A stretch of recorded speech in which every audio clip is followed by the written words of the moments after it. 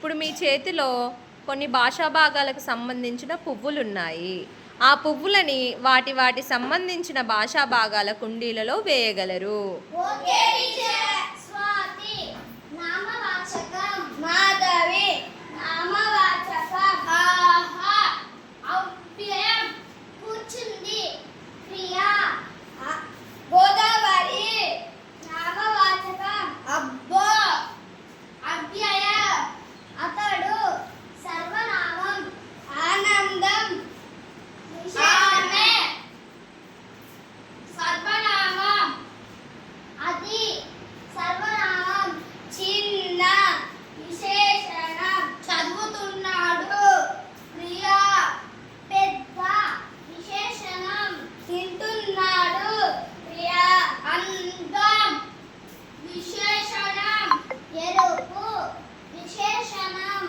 రాస్తున్నాడు క్రియా వారు సర్వనామం ఓహో అవ్యయం పాడుతుంది